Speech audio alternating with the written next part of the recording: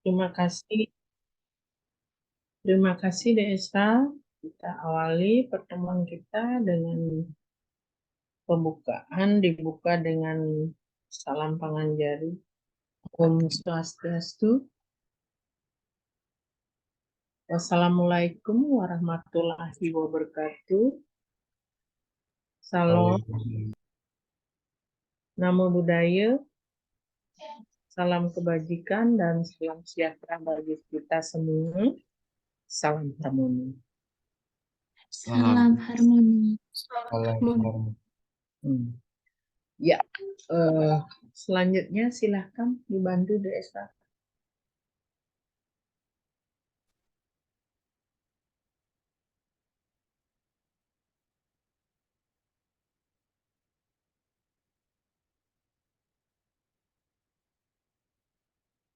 Udah kelihatan ya, Bu? Sudah. Di scroll dek, modul ajar untuk bahasa Indonesia. Ya.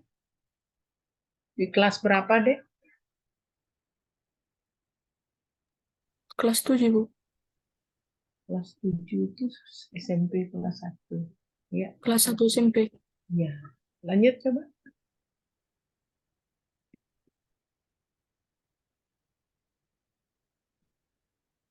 Stop. Nah, sebelum menyimak,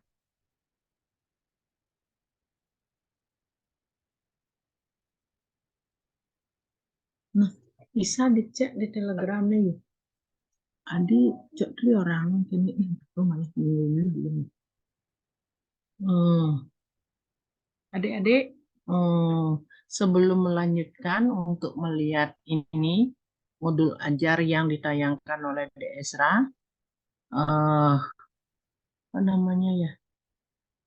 Perlu Ibu juga sampaikan di dalam di kurikulum Merdeka itu, ya modul ajarnya tidak akan sama persis dengan satu sekolah dengan sekolah lainnya. Itu yang adik-adik perlu pahami. Namun demikian, secara mendasar pasti ada standarnya sama.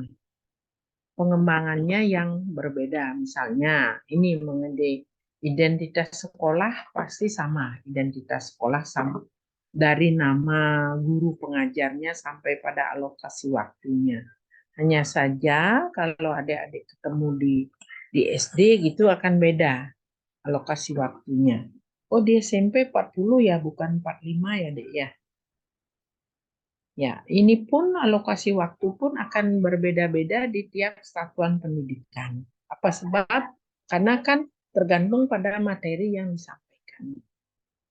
Gitu. Tapi kalau kita bandingkan dengan kurikulum yang lama, kurikulum 13, kurikulum sebelumnya gitu, itu semua seragam karena datang dari pusat. Ini kan diberikan kemerdekaan pada tingkat satuan pendidikan sendiri yang menyusun kurikulum dan melaksanakan.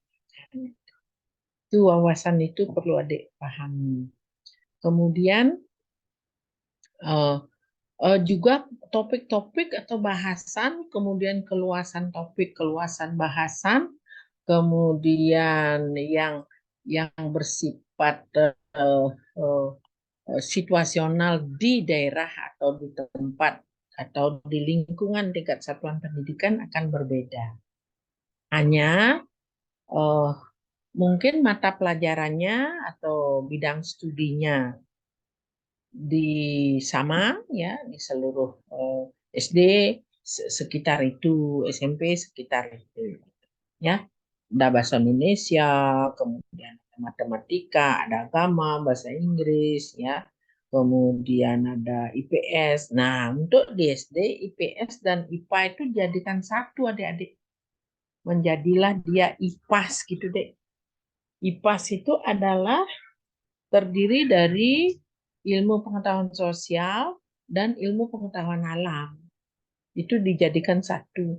Tapi tetap aja IPA-nya di semester genap misalnya, IPS-nya semester ganjilnya tetap aja berdiri sendiri, hanya digabung namanya saja, pelaksanaannya di satu semester ya tetap aja berpisah gitu.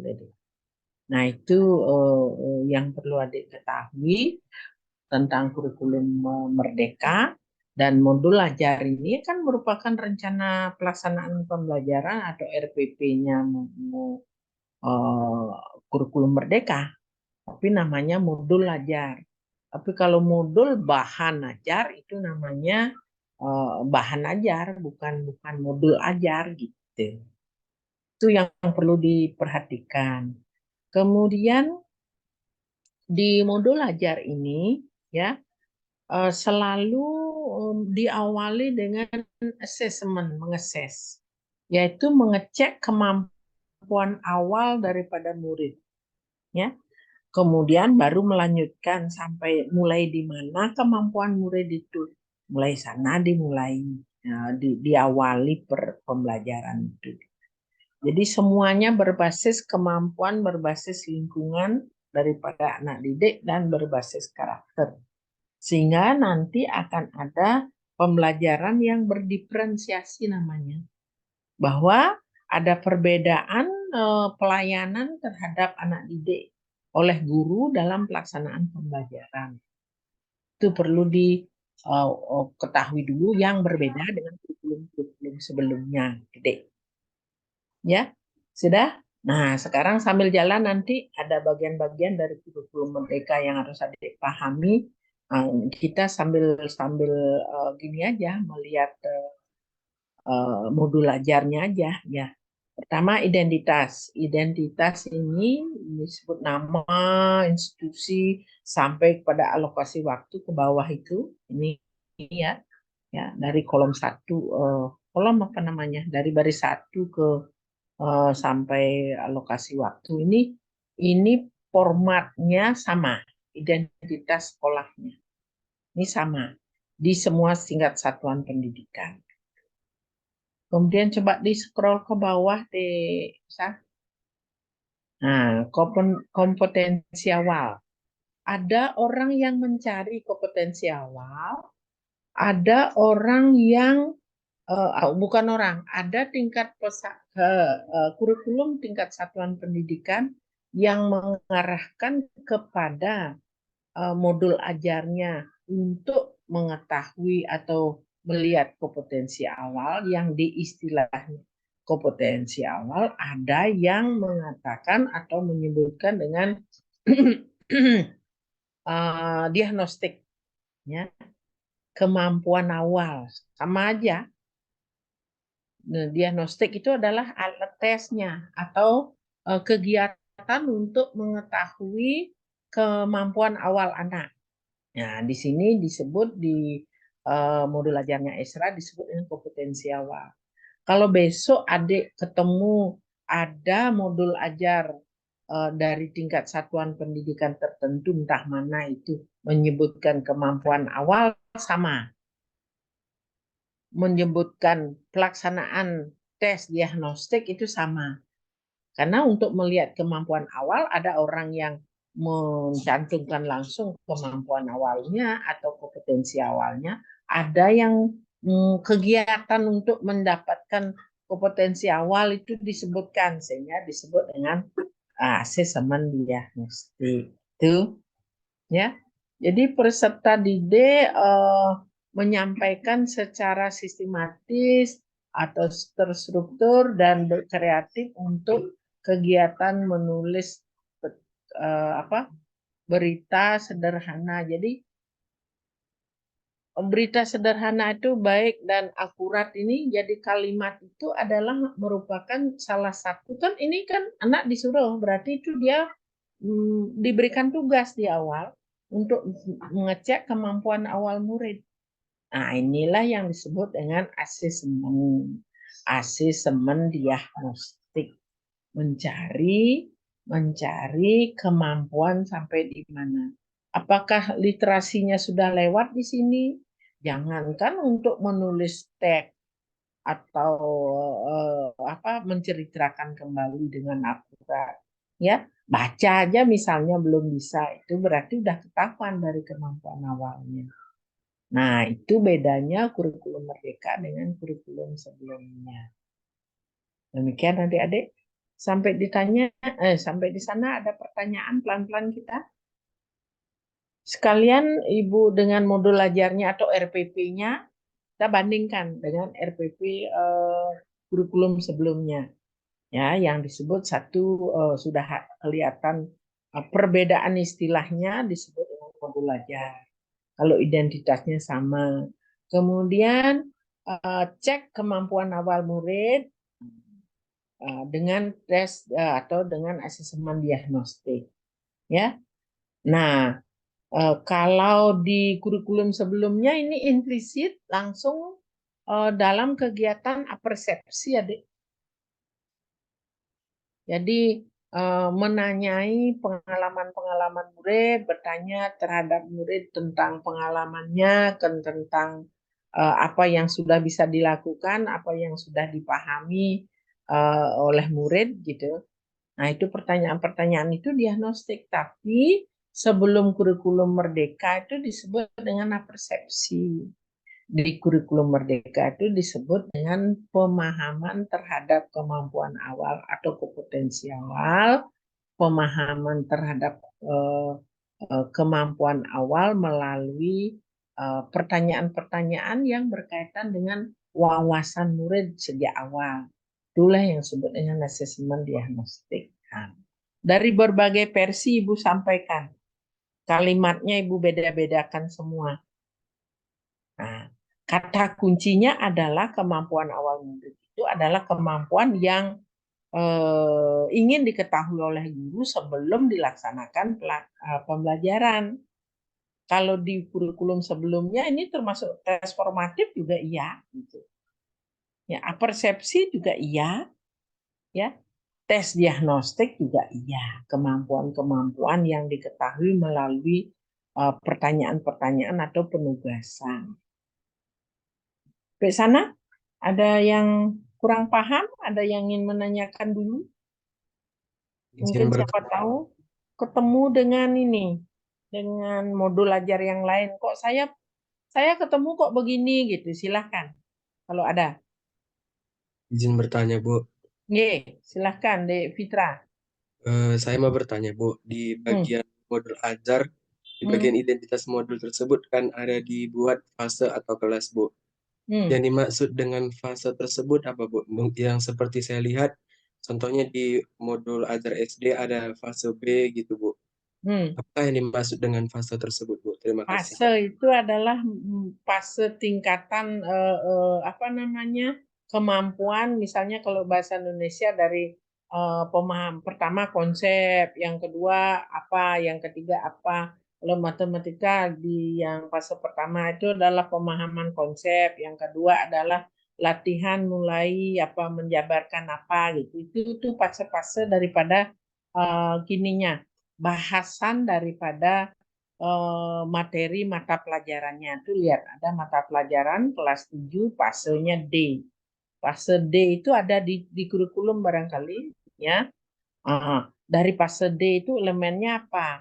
Elemen menulis. Mungkin fase pemahaman atau fase apa itu di kurikulumnya ada itu. Itu melihat kurikulum deh. Ya, di kurikulumnya ada itu fase-fasenya. Ya, sama dengan tingkatan perkembangan anak, kalau di kelas berapa, sekarang kelas 7 fase berapa. Kelas 7 bahasa Indonesianya ada berapa bab. Gitu. Seperti kita kan pemahaman awal tentang micro teaching fase 1. Setelah itu wawasan tentang keterampilan pembelajaran itu fase 2 atau fase B gitu loh. Itu yang dimaksud. Okay? Baik, terima kasih, Bu. Yang lain? Bagus tuh pertanyaannya. Nah, kalau tidak ada, lanjut dulu deh, Esa. Nah, ya, kalau di kurikulum 13, profil pelajar Pancasilanya disebut dengan karakter. Ada 5 karakter yang diwajibkan di SD. Itu kalau di SD. Di SMP ke atas juga karakter-karakter tertentu apa namanya dinilai, dikembangkan dan dinilai. Tapi di kurikulum Merdeka bukan karakter disebut, tetapi profil pelajar Pancasila. Tadi sudah ditentukan kemampuan awalnya dari segi kognitifnya, dari segi kemampuannya, kompetensinya. Sekarang bagaimana profil pelajar Pancasila, bagaimana karakternya, ya. Apa kemampuan kreatifnya, kemampuan berpikir kritisnya. Ini kan profil pelajar Pancasila itu ada 6, Dek. Takwa terhadap Tuhan Yang Maha Kuasa, apalagi yang kedua, kreatif, kritis, itu sudah 3. Ini sudah 2 kelihatan di modul ajarnya di Esra. Ya, yang pertama pasti ketakwaan terhadap Sang Penciptanya, Tuhannya. Ya, yang berpikir kritis, kreatif, apalagi kalau di karakter ada apa? Mandiri, Bu. Mandiri, apalagi baru 4? Gotong royong, Bu. Gotong royong. Satu lagi, 6. Berkebinekaan global, Bu. Iya, berkebinekaan global. Jadi kemampuan hidup bersama dalam perbedaan, gitu istilah bahasa sederhananya. Ya, itu. Tetapi di sini pada pertemuan ini di modul ajar yang diunduh atau yang diperoleh oleh di Esra itu hanya 2 saja dulu, yaitu profil pelajar Pancasila yang berkaitan dengan kreatif dan berkaitan dengan berpikir kritis. Apakah tidak harus semuanya? Pada akhirnya ke-6 profil pelajar Pancasila itu harus dikenai pada anak, dinilai dan dilihat dan dikembangkan, dibimbing pada anak. Namun bisa dilakukan step by step melalui 2 komponen atau 2 jenis, ya, dari profil pelajar Pancasila itu, yang di sini ada berpikir kritis dan kreatif. Ya. Nah, untuk menyampaikan itu perlu apa? Sarana, prasarana, perlu tempat, kemudian perlu alat-alat pembelajaran. Tempatnya media, itu yang disebut dengan sarana prasarana, ya. Kemudian perlu sarana prasarana, ya. Sarananya gedung, sarananya adalah alat-alat pembelajaran, prasarananya adalah tempatnya gedung, ya. Menggunakan alat-alat itu dalam bentuk alat bantu dan juga dalam bentuk media. Kalau ngomong media, adik-adik pasti sudah tahu karena adik-adik orang TP. Kalau tidak orang TP, Ibu jelaskan lagi. Tuh.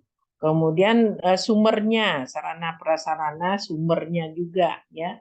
Sumbernya dari mana? Kalau kita ingin menyampaikan sesuatu bahasan tertentu pada topik tertentu, kita gunakan media, kita gunakan prasarana, ya, tempatnya, tapi itu di mana, ya? Bagaimana? Di mana kita dapatkan? Nah, itu perlu adanya sumber-sumber, ya, sumber-sumber belajar atau asal atau dari mana bahan itu diambil atau dari mana pembelajaran itu dikembangkan atau disampaikan. Kalau ngomong media, ngomong sumber belajar, adik-adik pasti sudah tahu karena adik semester 6. Dan sudah dapat bahan ajar, sudah dapat ya sekarang, ya? Semester 3, Bu. Semester lagi. Semester 3. itu. Ya, semester 3. Itu, ya. Tadi Ibu nggak jelaskan lagi. Itu, Dek. Nah, kemudian kalau itu sudah siap, ya, kompetensi awal anak sudah tahu, kemudian karakteristik anak yang akan dikembangkan, yang akan dinilai, yang akan dibina di sana sudah ditetapkan sebagai guru. Sarana prasarana dari segi media, dari segi gedung, dari segi sumber belajar sudah disiapkan. Nah, coba sekarang Apa yang ingin dicapai pada anak didik? Tuh. Siap semuanya, tapi kita harus tahu apa yang ingin kita capai, gitulah. Ya, target-target itulah yang merupakan capaian pembelajaran nanti. Tuh, coba dibaca sendiri peserta didik, ya. Cukup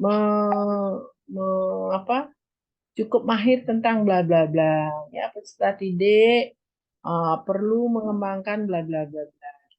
Jadi sesuai dengan ya ini capaian peserta didik ini sesuai dengan bidang studi dan fasenya itu, Dek, di atas tadi. Ya, kalau kurikulum sebelumnya, sebelum kurikulum 13, kalau di kurikulum 13 namanya tema subtema. Kalau di kurikulum sebelumnya, sebelum kurikulum 13 namanya pokok bahasan, sub pokok bahasan gitu deh. Lain-lain istilah saja, tapi sekitar itulah yang ingin dicapai pada anak didik. Ibu tidak bacakan, ini kan hanya formatnya. Nanti akan beda-beda di masing-masing tingkat satuan pendidikan, di masing-masing mata pelajaran, dan di masing-masing fase. Bisa, Dek? Bisa memahami itu target peserta didik? Target itu adalah, kan adik-adik punya tujuan tersendiri kalau mengajar. Sekarang di kurikulum 13, target adik itu agar anak bagaimana nanti. Setelah saya mengajar, agar anak bisa begini-begini. Agar anak, agar peserta didik itu mahir begini-begini. Itu loh yang dimaksud. Saya paham, Dek? Yang belum silahkan nanya. Sedang ibu ngomong pun kalau adik tidak paham boleh interupsi, Dek. Oke, lanjut. Lanjut, apa ada yang nanya? Lanjut, Bu. Ya, lanjut katanya Dek Esra. Nah, sekarang model pembelajaran untuk mencapai target tadi, Dek ya. Apa yang apa namanya model pembelajaran dan metode strategi apa yang akan Adik gunakan? Sama di kurikulum 13 sudah ada ini modelnya. Cuman pelaksanaan dan nama bidang studinya kalau 13 nama kurikulum 13 namanya tema subtema, di sini kembali lagi ke mata pelajaran gitu. Tapi sebenarnya di sini istilahnya target yang ingin dicapai, ada di SD namanya capaian pembelajaran, ada di kurikulum 13 namanya tujuan pembelajaran. Nah, ya. Maknanya sama, hanya pemaparannya, kalimatnya yang disesuaikan. Kalau target adalah kemampuan yang ingin dicapai oleh guru, kemampuan anak yang ingin dicapai oleh guru setelah melaksanakan pembelajaran. Kalau tujuan pembelajaran, tujuan yang ingin dicapai oleh guru dalam pembelajaran ini. Jadi kalau kurikulum 13 dan sebelumnya itu semua dari guru. Ya, tujuan pembelajaran dari yang dilakukan oleh guru, ya. Tapi kalau di sini capaian yang ingin diketahui oleh guru sejauh mana dicapai oleh anak didik gitu. Sekarang orientasinya ke sasaran didik. Kalau dulu masa ditentukan oleh guru, ya, keinginan guru. Sekarang enggak, ya. Kemampuan murid, ketercapaian dari murid gitu. Pokoknya murid yang menjadi ukuran sekarang gitu. Nah, itu makanya di kurikulum Merdeka itu student learning center-nya lebih bobotnya lebih tinggi daripada student learning center-nya di kurikulum 13. Sebelum itu tidak ada student learning center, yang ada teachers learning center, ya, yaitu dengan strategi pendekatan pembelajaran ekspositoris. Tapi di kurikulum 13 yang sudah mulai student learning center, terlebih-lebih di kurikulum Merdeka ini memang betul-betul diberikan kesempatan merdeka pada anak didik itu untuk belajar, sangat kental student learning center-nya. Ketercapaian pun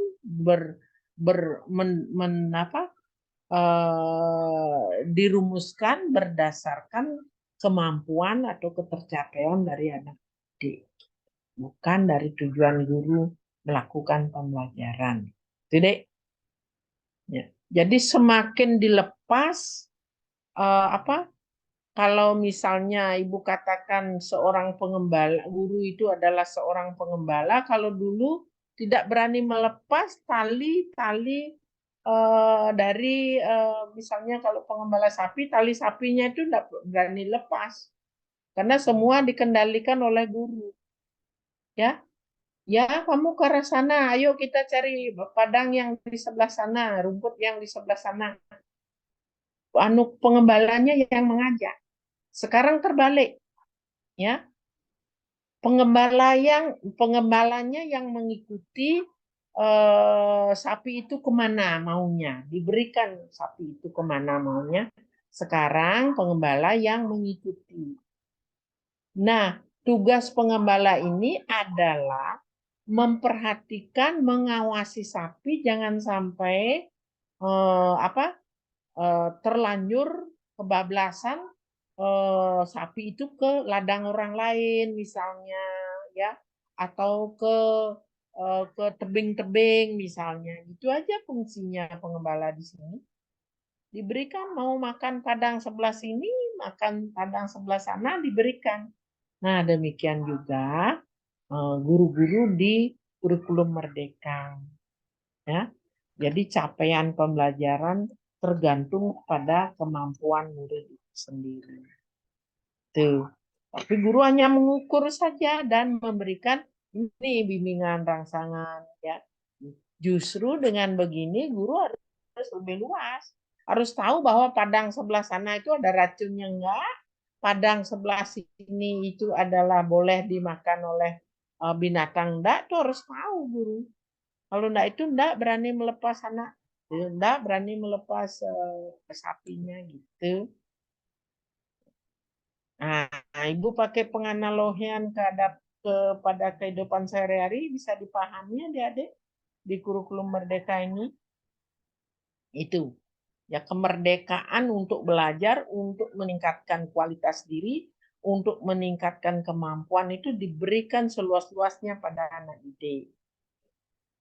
Tapi kendalanya apa? Kendalanya atau segi negatifnya, segi kekurangannya karena murid itu, guru itu belum terbiasa melepas dan murid itu belum terbiasa melepaskan diri.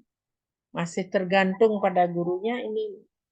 Kadang-kadang ada murid yang sudah berani, kepercayaan dirinya belum begitu 100% gitu. Ya, itu deh. Ya. Maka dari itu model-model yang diberikan pun semuanya nanti akan berpusat pada anak didik. Contohnya, ya, model ajarnya di Esra kan problem based learning. Jadi mulai anak diberikan kesempatan untuk memecahkan masalah. Jadi guru hanya memberikan masalah-masalah aja yang akan didiskusikan oleh murid, tetapi guru udah punya kisi-kisi jawaban, udah punya dari masalah yang diberikan. Tapi masalahnya harus sesuai dengan lingkungan sekitar anak, ya. Karena apa? Anak akan dapat menghadapi kisah kehidupan nyatanya.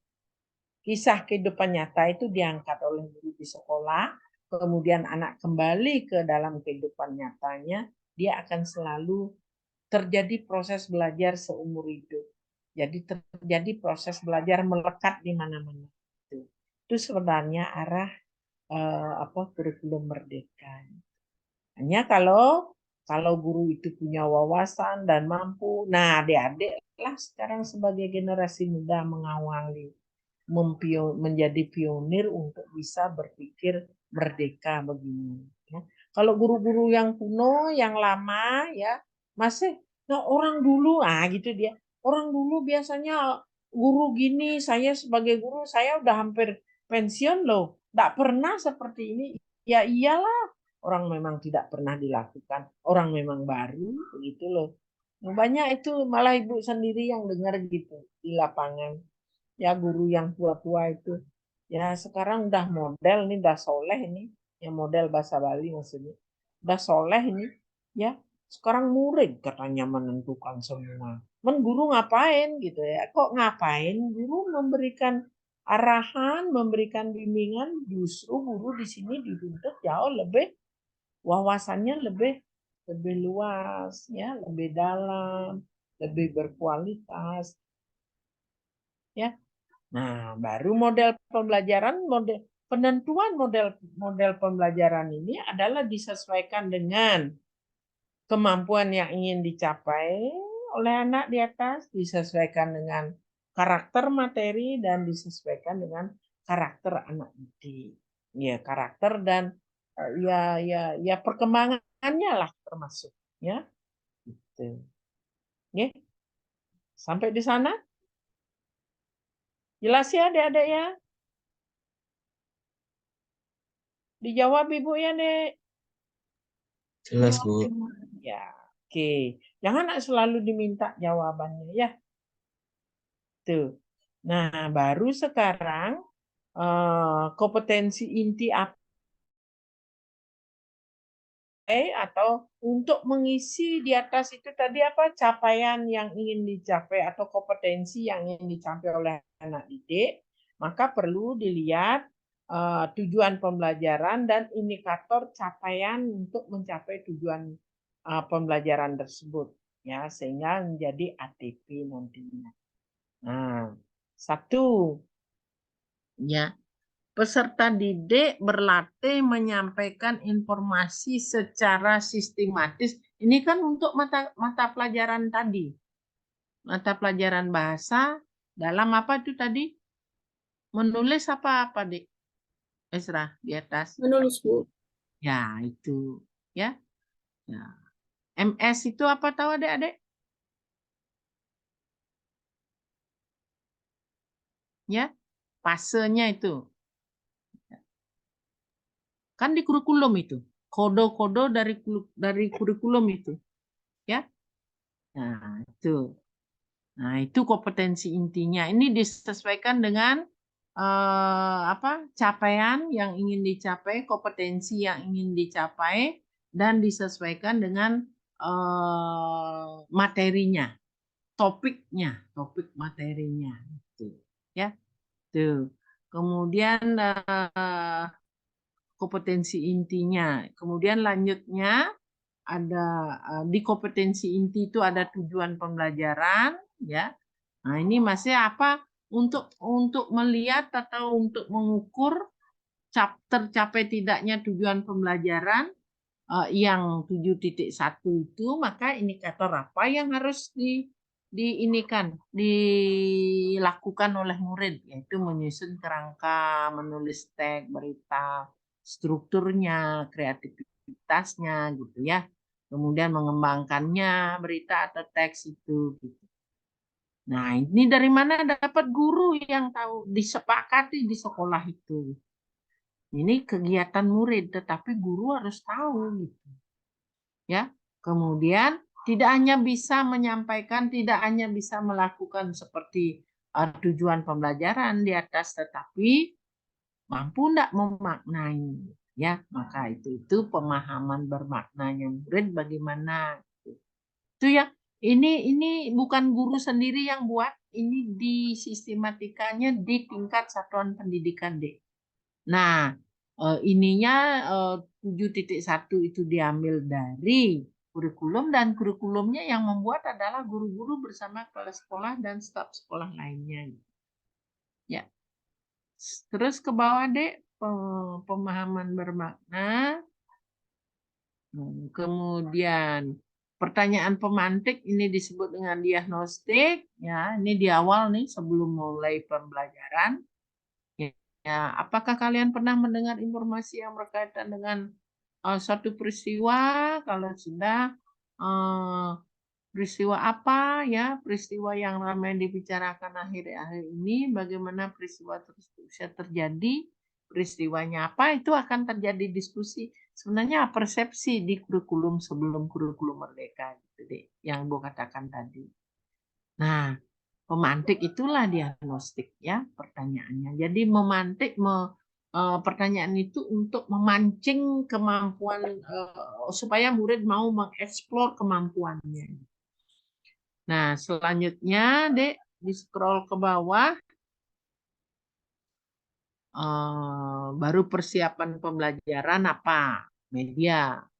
Dek buat media LKPD, buat LKPD, ya.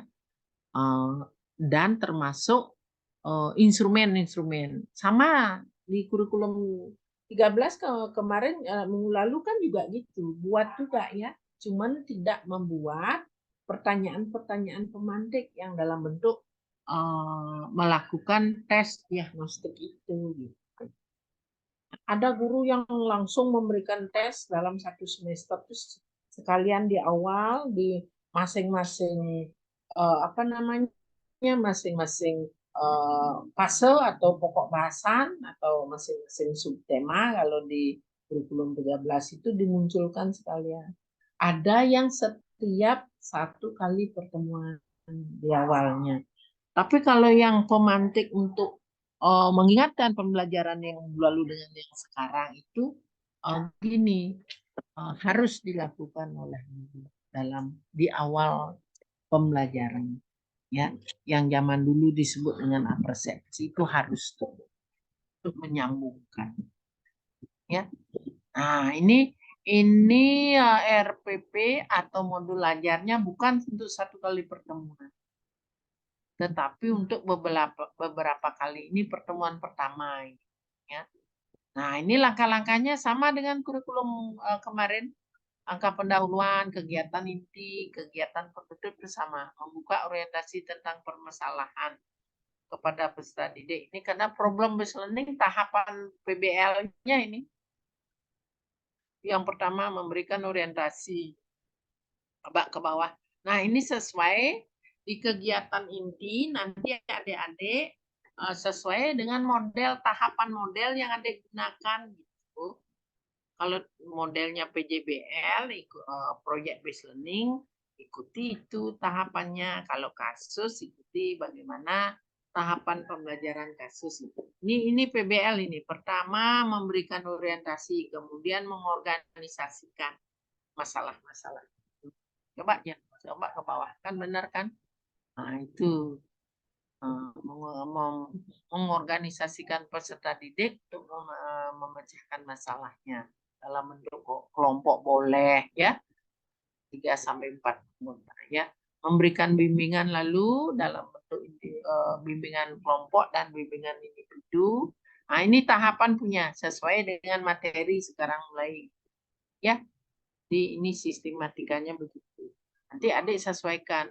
Adik mau nanti praktek mengajarnya di SD apa di SMP, silahkan boleh ya. Kalau misalnya di Esra SMP, teman-teman dikondisikan menjadi anak SMP. Ya. Kalau adik mau jadi mengajar di SD, teman-teman nanti kondisikan menjadi anak-anak SD, peserta didik di SD. Ya, itu nanti.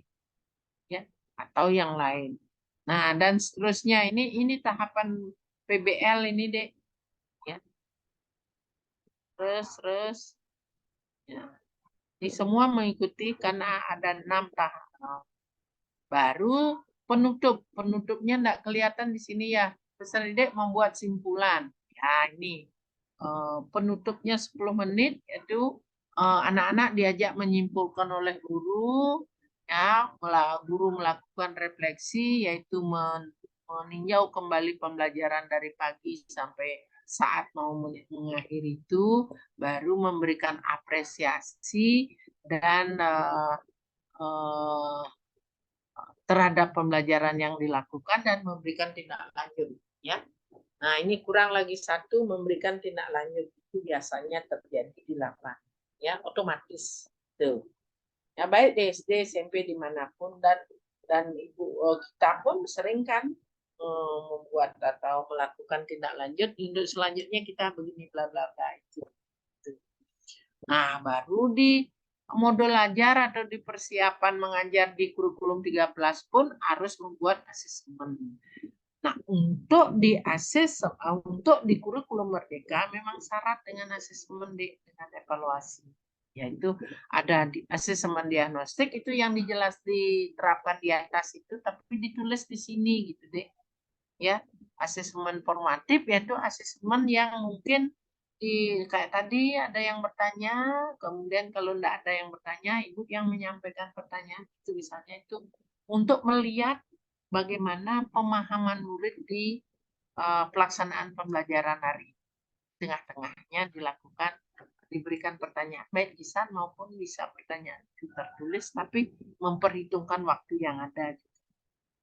Nah, baru asesmen sumatif ini adalah di akhir, ya bisa di akhir pembelajaran 1 hari itu, bisa dalam 1 semester menjadi ulangan dan bisa terakhir di UAS-nya akhir semesternya. Ya, itu. Nah, untuk dalam 1 kali pertemuan, remedial itu dapat diberikan pada minggu berikutnya atau dalam bentuk individual diberikan tugas, ya, atau diberikan tambahan pembelajaran, itu remedi bagi yang tidak mampu. Itu hasil daripada tes formatif sumatifnya itu guru bisa melakukan pengayaan, ya. Pengayaan dan remedial itu beda. 2 kata itu beda artinya.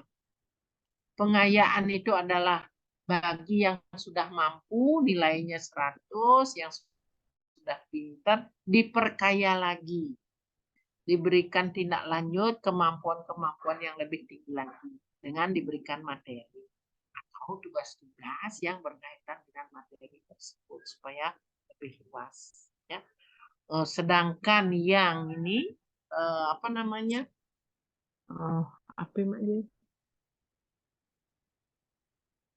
Sedangkan remedial adalah kemampuan yang kurang dari murid dan diberikanlah murid itu gini remedi, ya remedi.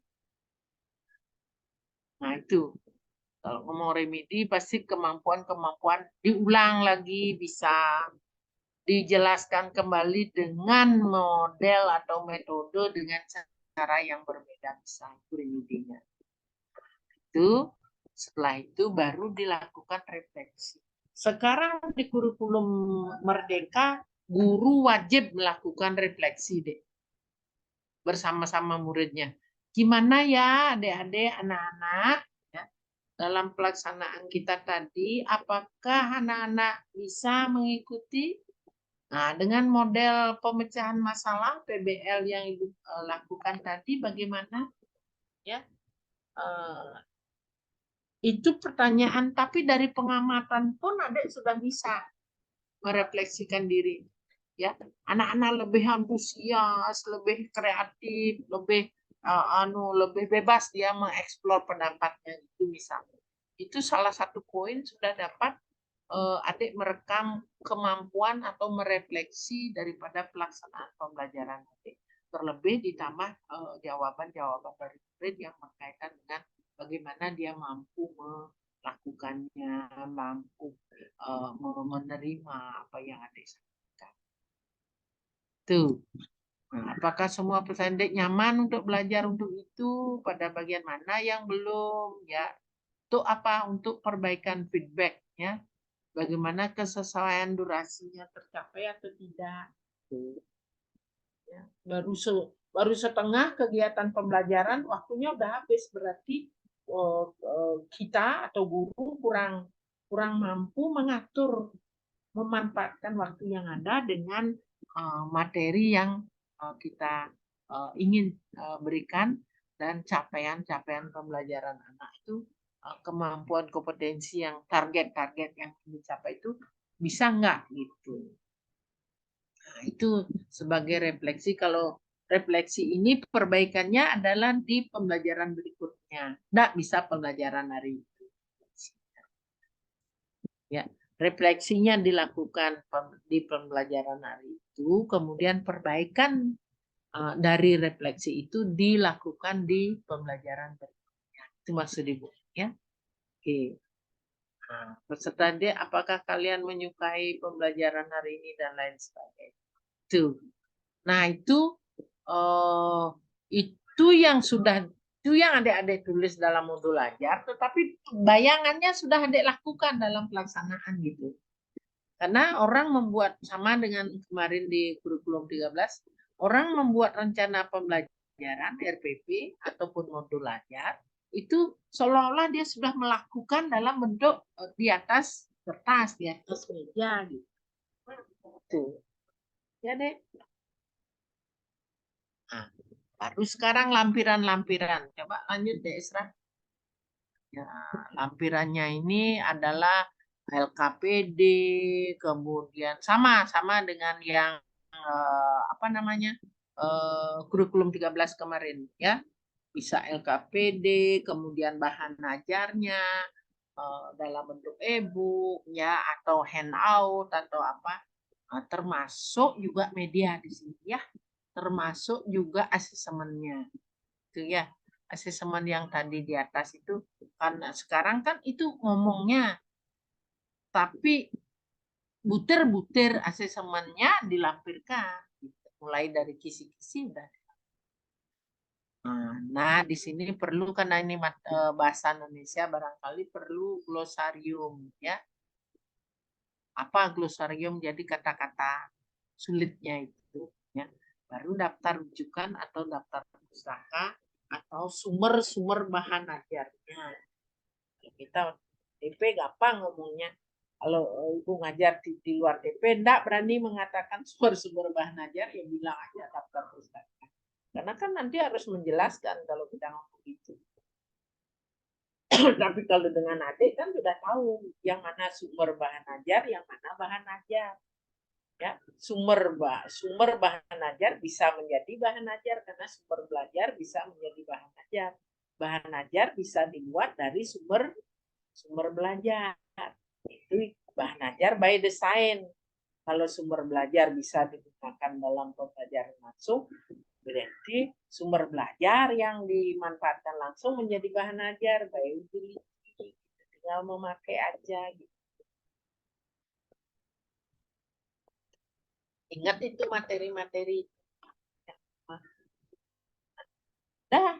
Udah selesai ya? Udah habis ya, Dek Esra? Ya. Nah, ini kan lampiran bahan ajarnya. Ini lampiran-lampiran. Karena dia bahasa Indonesia, TK. Kalau matematika ya penyelesaian misalnya bilangan cacah apa ini materi nih bahan ajar aku udah tahu nggak lagi. Dan lampiran lainnya silakan di scroll apalagi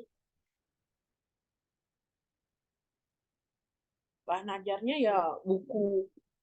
Kalau misalnya menggunakan buku bahan ajar misalnya komik di sini gitu loh. Tergantung apa yang adik gunakan. Nah ini bahan ajar semuanya dek. Bahan ajar untuk mata pelajaran tadi.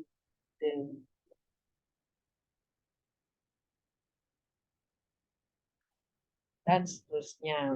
Sudah dengan gambar. Ini kan media udah mulai media gambar.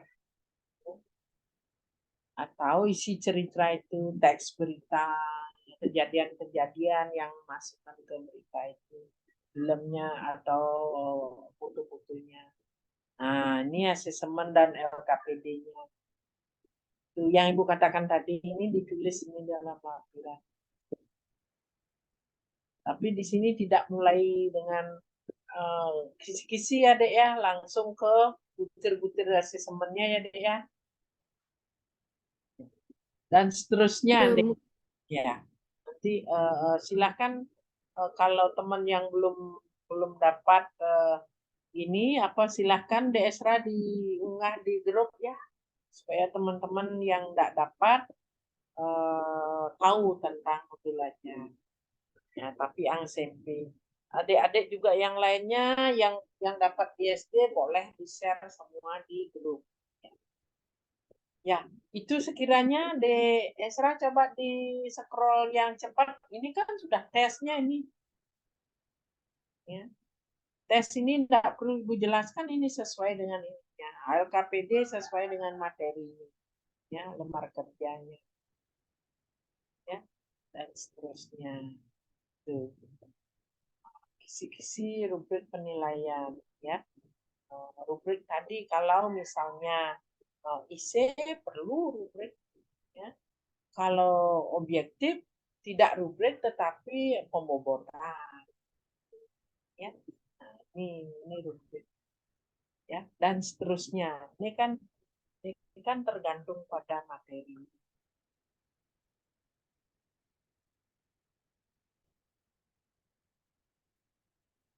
Itu aja adik-adik.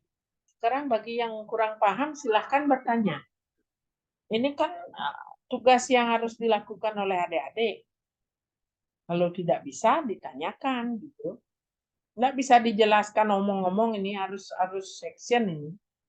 Maka dari itu mulai minggu depan adik-adik harus sudah menyusun perangkat pembelajaran. Yang mau mana? Mau mencoba yang kurikulum 13 apa mau mencoba kurikulum merdeka? Sama aja dalam pelaksanaan. Ya, ambil satu, kemudian buat, mau cari topik apa di kurikulum merdeka, mau tema subtema apa di kurikulum 13, itu dipegang. Ya. Nanti Ibu pikirkan gimana ya?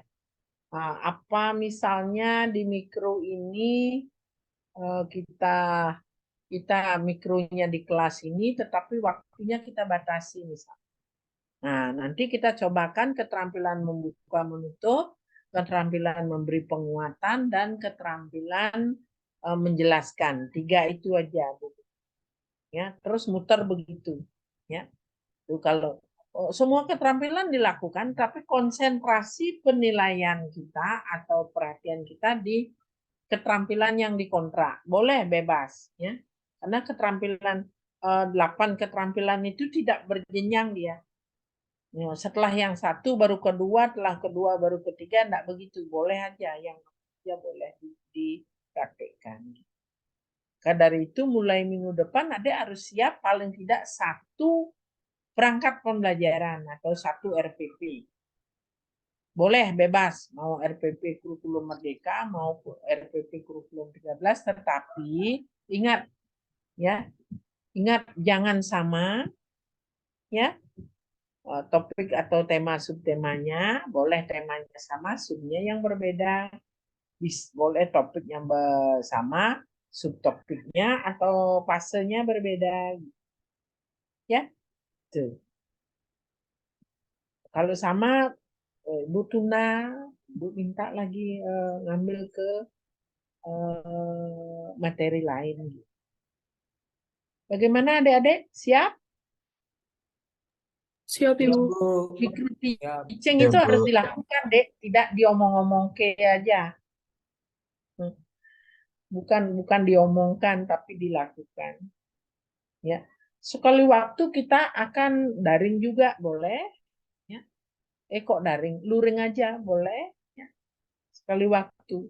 Tapi untuk kayaknya untuk bulan ini belum bisa ini. Banyak sekali yang numpuk-numpuk ininya. Apa namanya jadwal kuliahnya. Ya, sampai sana dulu adik-adik. Ada pertanyaan? Ada yang ingin disampaikan? Minggu depan siap semuanya. Dan Ibu akan acak. Siap, Bu. Ya, minggu depan Dek Febri yang gini, yang maju, Dek Tiara enggak gitu. Ibu akan acak. Paling tidak ada 3 orang. Kalau berapa waktu kita ya, Dek ya? Dari 1:30 sampai jam berapa ya, Dek? 1:30 betul, 13.30 sampai 15.30, Ibu.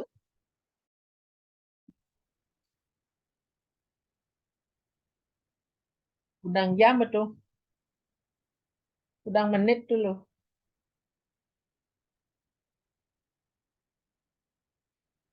Dua jam, Ibu. Oke, ini mungkin caranya. Oh, ya, ya. Nah, kalau gitu untuk hari ini kita cukup sekian. Kalau enggak ada pertanyaan, dan nanti adik-adik diwajibkan untuk ikut sosialisasi set IWBK, ya. Jangan sampai adik tidak tahu karena akan dinilai oleh pusat. Siapa tahu nanti di gambling nama adik dihubungi WA HP-nya, ya, dihubungi HP-nya, nanti tidak tahu apa itu set IWBK, kemudian mengapa ada itu, apa aja kegiatannya, nanti tidak tahu, ya. Adik wajib ya ikut ya. Mengenai linknya nanti ya, adik-adik udah ada yang ngirimin ya? Sudah, Bu. Bu. Sudah? Ya sudah, jangan Nah. Ibu enggak repot lagi ngirimin. Siap, Bu. Ya, oke. Untuk hari ini kita cukupkan dulu. Bisa? Bisa, Bu. Bisa, Bu. Oke. Bisa. Ibu juga ya. Oke. Terima kasih. Kalau gitu silakan Desa ditutup perkuliahannya dengan doanya dulu, baru kita akhiri bersama. Karena kita udah selesai kuliah, ada baiknya kita berdoa untuk menutupnya. Doa dimulai.